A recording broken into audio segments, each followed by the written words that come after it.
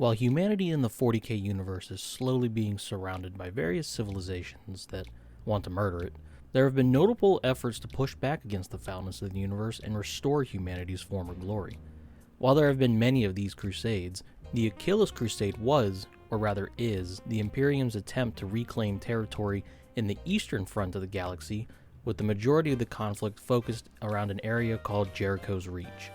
After the discovery of a warp gate within Jericho's Reach that connected it to the Calixis sector of the Segmentum Obscurus, essentially becoming a two-way teleporter between the galactic north and the galactic east, the Imperium mustered tremendous forces to partake in the crusade to reclaim the area. Not only would this have expanded Imperial territory tremendously, but Jericho's Reach could also be used as a secondary offensive front against the nearby Tau Empire, enabling them to steamroll the whole area and plunder a supply of humanity's greatest desire: overwhelming amounts of blue alien The Achilles Crusade, led by Lord Militant Tiber Achilles, whoa, hey, title drop, saw its fighting into many salients, which I learned today is a fancy military word for a bulge. Tiber Achilles, leader as he was, would not live to see the end of his own crusade, however. Not only has the fighting raged on for way longer than anyone would have expected, but really, come on, how would they have not known? Have they seen, any bit of the marketing material? Only war, hello. But Tiber Achilles himself would only lead the crusade for about 10 years until his ship suffered from a Gellerfield failure, where he was promptly turned into a fleshy hellbeast and Thanos snapped out of existence. After the death of Tiber Achilles, the namesake crusade has screeched to a halt, now infamous for its nature as being a meat grinder, accruing staggering levels of loss on all sides of the war. But who are the lucky lads and ladies that get the honor of jumping into said meat grinder? Well, the forces of chaos are well-known adversaries in the region, alongside the Tau Empire, obviously, who fight to keep the Imperium out of their parking spaces. If that wasn't enough, High Fleet Dagon has also floated into town to scoop up all the biomass, living or dead. The Imperial side of things has a much higher variety of participants on the menu, a healthy mix of Inquisitorial, Imperial Guard, Imperial Navy, and Space Marine forces.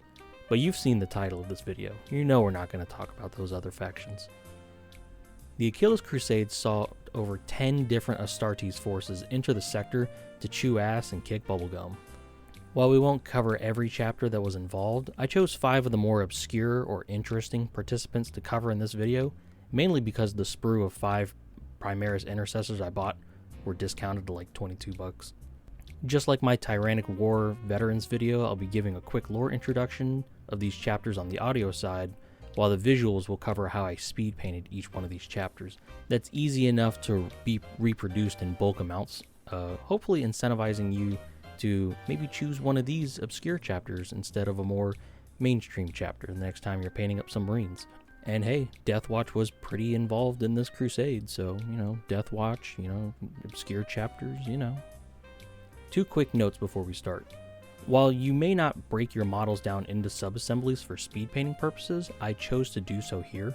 Not only is it physically impossible for me to resist doing sub-assemblies, but with the Intercessors holding a bolt rifle, it blocks the chest area, and I wanted to make sure, you could see more of the armor.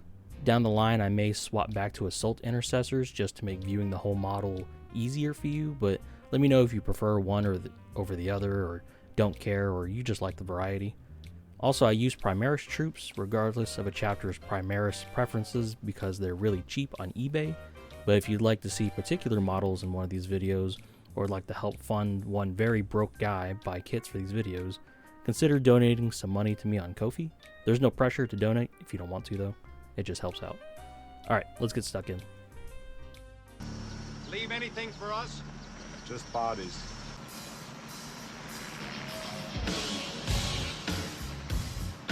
If the Subjugators had to be described in one word, that one word would be Overkill. The Subjugators are Imperial Fist's successors who are extreme in their beliefs and methodology. Their zealous beliefs in the Emperor only matched by those of their crazy-ass cousins, the Black Templar. Think of them like the BT, but actually Codex compliant, instead of whatever the Black Templars are. I don't know, Codex defiant. They wage war directly and without mercy to a degree so extreme that oftentimes they leave nothing behind for neither the Imperium or their enemies to even salvage, making the simple decision to call them for rescue a rather double-edged chainsword. They value power and total annihilation to such degree that chapters with more compassion, like the Salamanders and Ultramarines, hold them in contempt, probably on the account of all those civilian casualties they simply don't give a shit about. Despite this, the Subjugators have a laundry list of accolades in many campaigns, which of course includes the Achilus Crusade, where they contributed their numbers to a mixed crusade company of Astartes. They're also one of the few listed chapters in the Astartes Praeses, chapters dedicated to defending the Imperium against anything that slithers out of the Eye of Terror. Not like that's difficult, seeing as half of that fucking list is just gone, but hey, still a rather distinguished group. Who knows, maybe we'll get back to that list one day. The Subjugators were notable for their defense of the world of Bekrin on the Grey Hell front. A demi-company of Subjugators defended the planet against the forces of High Fleet Dagon and slew a Tyranid broodlord in the process. They then proceeded to mount it on the wall of their strike cruiser's bridge, like that deer your cousin shot last winter. They also made significant sacrifices during the defense of Cadia. While normally the Subjugators split their work between working part-time at the Eye of Terror and fulfilling unknown obligations for Cadia, it was all hands on deck for the 13th Black Crusade, which they were commended for the speed of their response. When one of Cadia's powerful star forts fell to chaos, they managed to blow its plasma reactor before it could be used against their allies, which yes, many people died, but if they didn't blow it up, more people would have died. However, the explosion from the star fort sent the Subjugators reeling, forcing a temporary retreat. As Imperial defenders retreated from Kasser Partox? I'm going with that. The Subjugators on the surface made their last stand to save Imperial lives from the attackers, culminating in the chapter losing over 268 Marines in the whole conflict, over a fourth of their whole chapter. The Subjugators feature a bright green color scheme with a black backpack and silver exhausts. The most straightforward way to do this was to paint the green armor first, which I did by mixing green and yellow paints to varying degrees. When the dry brushing was done, I shaded it with a diluted green wash to not only fill the recesses, but bring the yellowy highlights back towards a green, making it a little more cohesive. From there, it was just a matter of doing the backpack and the metallics. For those who didn't see the previous video, I've been in the habit recently of using dark gray instead of black on my minis. This results in a bit of depth when those areas are washed with black washes, instead of a flat black just eating up all the variation. From there, it was just a matter of pauldron iconography, which the Subjugators' heraldry looks very similar to the Imperial fists. I didn't have any fists transfers laying around though, so I just freehanded it, and it came out okay-ish, I think. I wouldn't settle on that for an HQ unit, but for a troop, it's fine enough. Shit!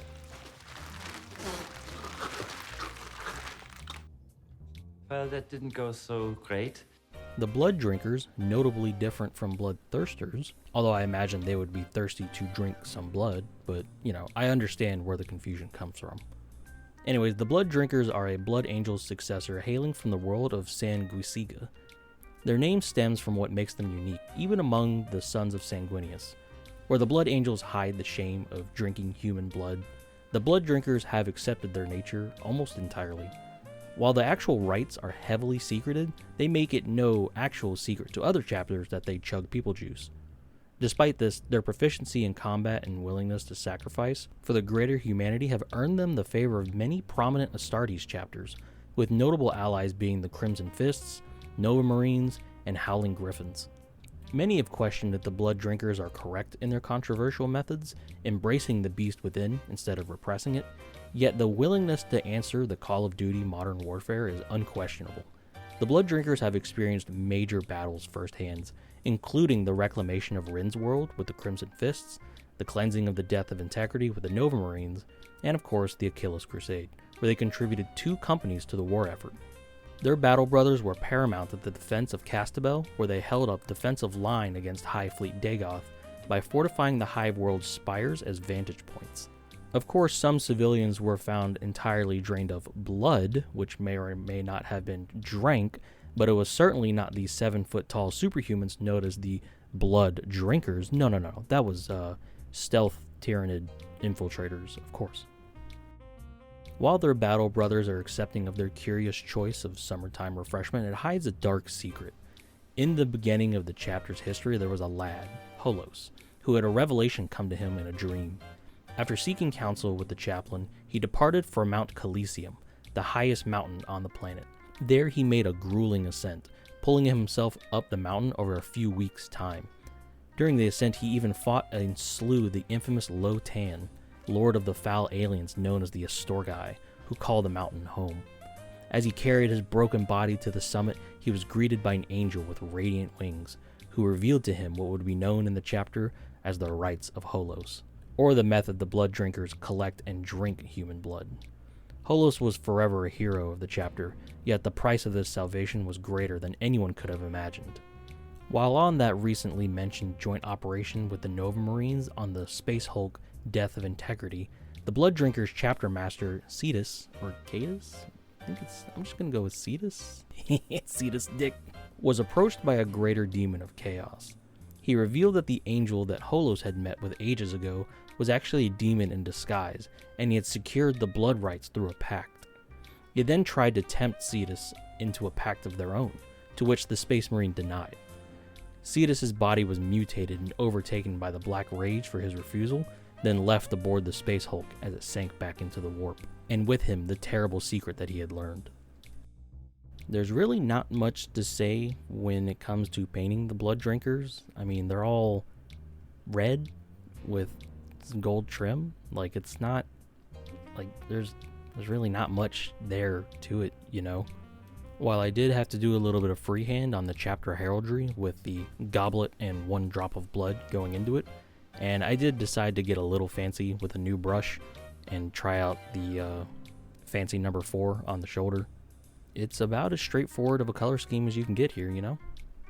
Initially, I did dry brush with an orange, which made the model a little too warm for my taste, kind of like kind of that old, like, really old school Warhammer, like really warm red for Blood Angels. And don't get me wrong, I do like that, but for this model I wanted it a little more cooler, so when I washed the armor I used Caribou Crimson, which is like a red wash but more on the bluest side, kind of like a reddy purple, which cooled down the armor a little bit, and overall it's a nice little balance point. I feel like a nice medium to me. But yeah, really straightforward here. The guy's all red, so just paint them all red. Good to go. I saw the footage, and there was one word searing through my mind, like bolts of fire. And that word, betrayal! What? Betrayal! Betrayed me! The Disciples of Caliban, much like anything related to the Dark Angels, are steeped in controversy and secrecy. Their very founding is one of an unprecedented nature. Supreme Ultra Kill Commander Grand Megalodon Anaziel of the Dark Angels sought an audience with the very High Lords of Terra itself and managed to convince them to found this chapter using only the purest of their gene stock. The fact that the Dark Angel was successful in his request caused an outrage among the upper echelons of the Imperium, leading many to believe that he had some kind of leverage over the High Lords, although nothing could be confirmed.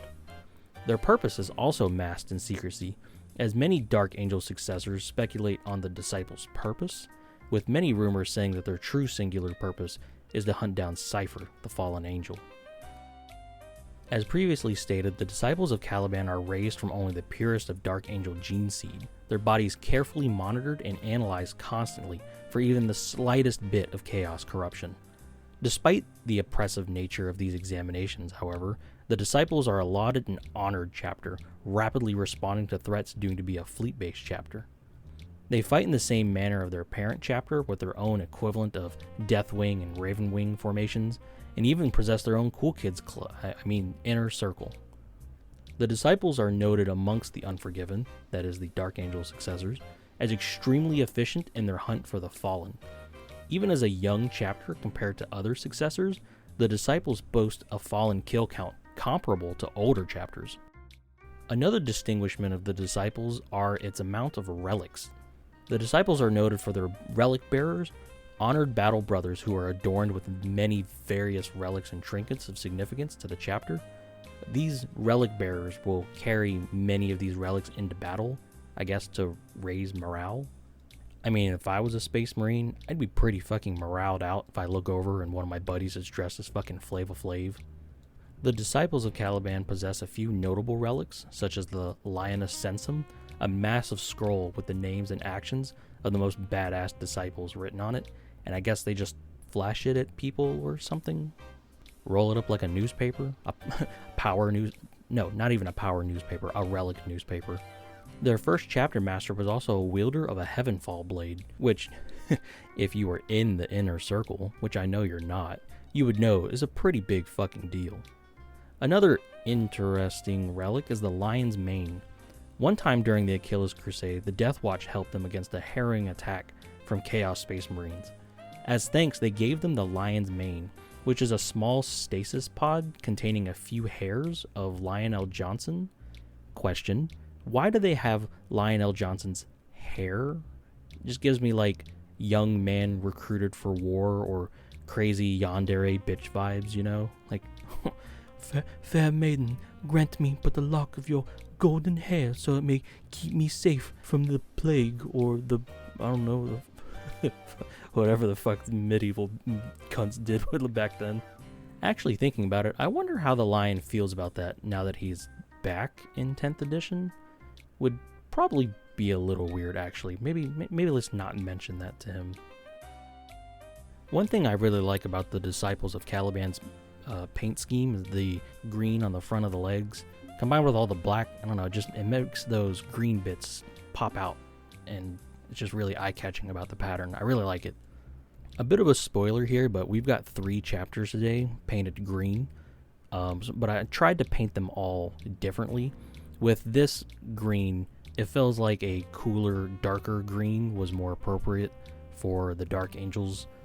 And I think I like what I did here. It differentiates it, especially from the other 2 chapters, with the Subjugators being more of the warmer, lighter side, and the final chapter being more of a middle range green, this kind of occupying the darker side of the spectrum. Now let me tell you about the freehanding of this pauldron. This was probably one of the worst fucking things I've ever chosen to do to myself. Like, okay, White Lion Rampant, it's not too... Okay, never mind. Let me strike out everything I just said. White Lion Rampant, it is actually as bad as you think it is. If you're doing an army of disciples, you need transfers, or you need some kind of 3D printed pauldron. If you freehand all of this, you are either psychotic or suicidal. But, taking that into account, I did have one person ask me how I freehanded this, and I didn't do the whole process on camera just because I was kind of doing it as I went.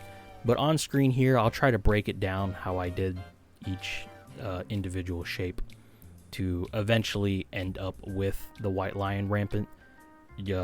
This was my first attempt at it. It's not great, but with a little practice, maybe you could be better at it. I don't know. Good luck. Good fucking luck. Cause I'm the best. I'm the best. I'm the best. Sweat, sweat, sweat, sweat, sweat. I'm the best. I'm the best. I'm the best. The Dark Sons are a successor chapter of the distinguished Nova Marines, who themselves are notable descendants of the Ultramarines. The Dark Sons are one of 2 chapters to be tutored by the Nova Marines in this manner, the other being the Angels of Fury, who shockingly have very little lore. Due to this tutelage, Jesus Christ, say that 3 times fast, the Dark Sons are a very effective and honored chapter, not only contributing 3 companies to the Achilles Crusade, but participating in the first and second Punisher Wars. Side note, but looking at the Punishers that war is named after, and Jesus Christ, imagine painting an entire army of that. As the Dark Sons earn honors upon honors, it seems to have given them a certain aura of pridefulness that many others have taken note of. Their arrogance and inflated egos cause them to be a bit abrasive to the more humble and pious members of the Imperium, yet the results can hardly be challenged. It's like if your dad looked at you and said, yeah, I fucked your mom. Like, yeah, no shit, but do you have to be so smug? The Dank Sun's pride is most notable during the Achilles Crusade. This name, whether it be Taurinos or Taurinos, I'm going to go with Taurinos. Taurinos Demos, a captain of the Dark Suns, was known for his tremendous abilities and his supreme egotism that had cost him the promotion of chapter master numerous times in the past. During the Achilles Crusade, a meeting was held to determine who would command all of the Astartes forces working in the Eastern Reach. The Ward Master of the Storm Wardens, a fellow Ford F-150 named Lorgath MacLear, was appointed to this position, which Demos felt was his. To this, he challenged MacLear to a duel for his rightful spot in the chain of command. He fought MacLear, known for his signature 7-foot-long claymore, for hours until he narrowly defeated him. But in that time, Taurinos Demos had come to acknowledge MacLear's capabilities and renounced the position that he had just earned through combat, accepting the Storm Warden as his equal. I like to imagine the Dark Suns and Storm Wardens kept a mutual respect for each other after the duel, even if they didn't cross paths much afterwards. The Dark Suns are known for their notable quartered scheme, being white and green.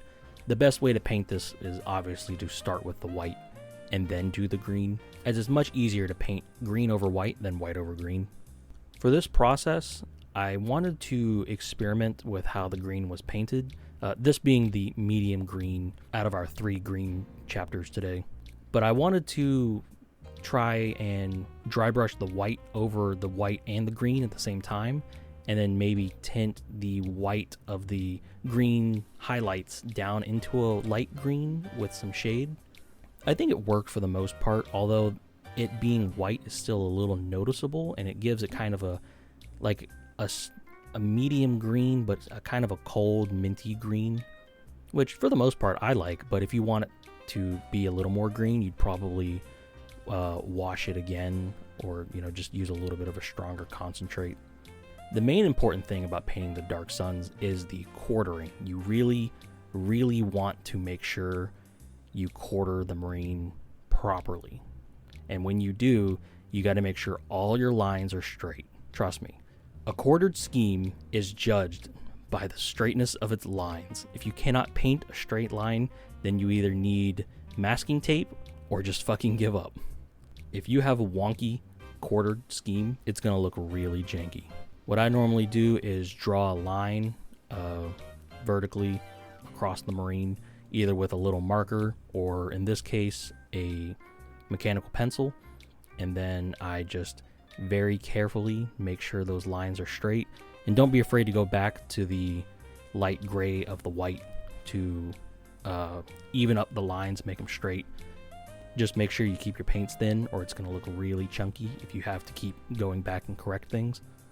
But at the very least, if you choose to dry brush the green and the white together and then tint it like I did, you will save a bit of time in the long run, just because you're doing both colors at the same time, essentially. Finally, for the chapter heraldry, I just freehanded it because I didn't have anything laying around that matched it. And the design itself is fairly simple. You got a dot, and then you just make sure you do 4 cardinal points, and then do 2 points in between each cardinal point. But it's very similar to the heraldry of the Nova Marines, which is fitting lore-wise. But if you could find some Nova Marine pauldrons or decals, you could just use those and then alter the skull in the middle to just be a single dot. Especially with something like transfers, you just put the transfer on, paint your base coat over the middle of it, and then stick a green dot right in the middle. But yeah, it looks complicated, but it's not that hard. Oh yeah, didn't I mention that the Dark Suns had a duel with the Storm Wardens? Let's talk about them. There's some Scottish people that kind of say Podpole Burglar Alarm. Podpole Burglar Alarm. Podpole Burglar Alarm. Podpole Burglar Alarm. An insular and secretive chapter hailing from the forbidden feral world of Sacris, the Storm Wardens are a codex-compliant chapter known for their strong sense of tradition. They are inspired by ancient Celtic cultures, making them spiritual brothers to my own chapter, in a sense. The Storm Wardens are a chapter of great strength, known for their proficiency with heavy armor, shock assaults, that employ a slew of tanks, heavy armor, and other vehicles. After softening up with withering fire, the Storm Wardens leap into combat with their signature Sacris claymores, a badge of honor amongst their culture. The Storm Wardens' respect for history and tradition runs deep, with every piece of war gear and fighting technique being steeped in accolades from a long line of powerful warriors. Those who earn the honor of ascending into the chapter's elite earn the title of Tempest Blade, in challenging the mightiest of foes in melee combat, in a fashion that's not so different from something like the Emperor's Champion. When a Tempest Blade falls, their techniques and war gear are then inherited by another worthy battle brother to continue the shared lineage. The chapter's closely guarded culture has not always been a part of their nature. The Nemesis incident marked a significant change in the Storm Warden's affability, which occurred during the joint operation with the Inquisition in the Stereopes cluster. The Imperial forces fought against a foul race of Xenos called the Enslavers, which resulted in their chapter master and entire first company being corrupted by the Enslavers' psychic corruption. The afflicted were placed into stasis pods until they could be cured, and all records of the event were sealed and destroyed by the Inquisition, save for the Liber Tempestus, the lone surviving record of the incident. It's said that the librarian who wrote it was mortally wounded in battle, and he simply chose not to die for 12 years as his disciples recorded his retelling of the event over 77 fucking books. I would argue that you don't need 77 books nor 12 years to retell the story, but given that he just nonchalantly decided not to die, just to ensure it all gets written down attests to some level of Giga Chad energy that I simply must acknowledge and respect. The Storm Wardens are the single largest contributors of Astartes in the Achilles Crusade, mustering an entire 7 companies for the war effort. Their chapter master, which is known as the Ward Master, was the fellow we mentioned earlier, Lorgath MacLear, also known as Lorgath MacReilly Longsword. He was the one who fought Toranos Demos of the Dark Suns for command of the Crusade's Astartes, which, now thinking about it, he had, and then Toranos tried to take from him, and he did, and then he gave it back.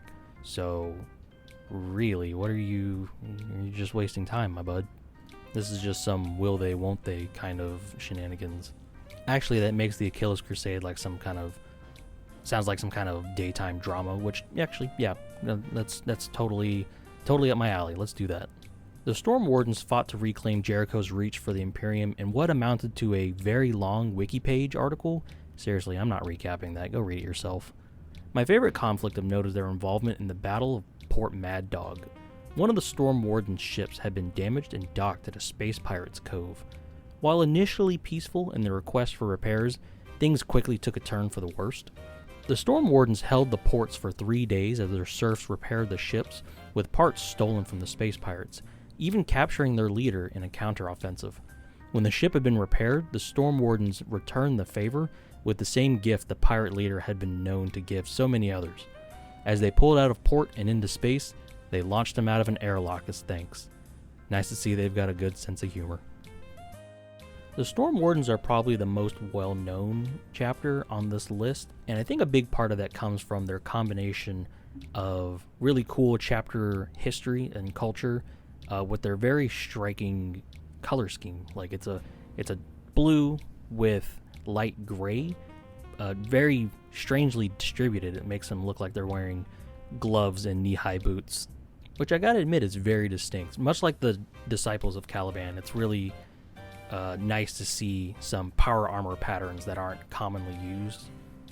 For this Storm Warden, I chose to paint the blue first and then do the white. Well, light gray, technically. But you could totally do the blue and the gray at the same time with a white dry brush and then washing or shading each color with their own perspective wash. And if you were making an army of these guys, that could totally be your thing. But, I just wanted to try a little variation, It's noticeably a little slower, but just for one Marine, I'm okay with experimentation.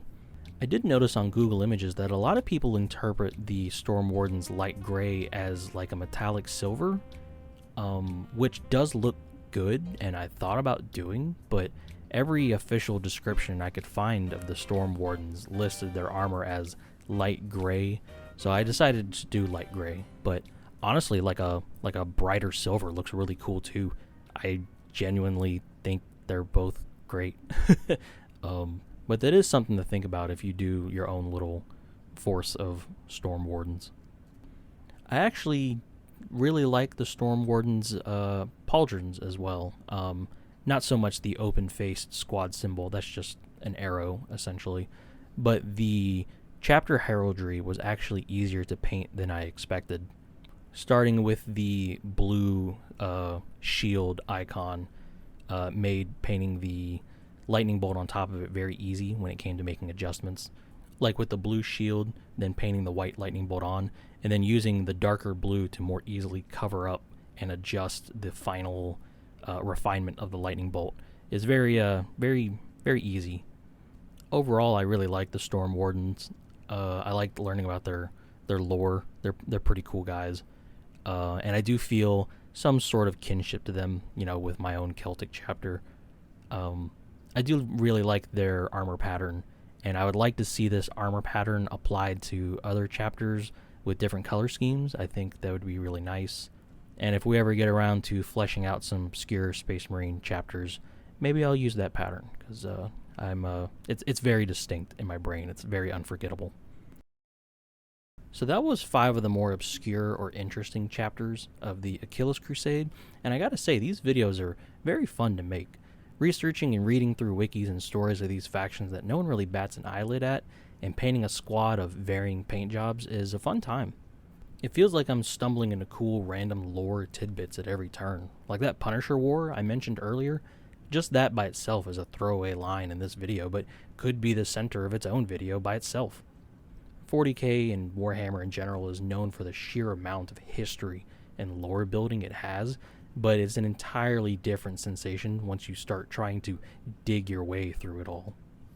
This video and the last one were focused entirely around certain events in the 40k universe, but there were other very popular options on my community poll that I feel like are very strong contenders for future videos in this little mini-series. I post on my community tab pretty often, so make sure you check there for future polls and updates in the future. And if you're new to the channel, if you like the video, be sure to drop a comment and share the video around. It really helps a small channel like me out, and I'm eager to entertain more people, meet fellow hobbyists. And if you think I did a really good job, consider throwing me $1 or $2 over on Ko-fi. But that'll be it for today. See you guys later.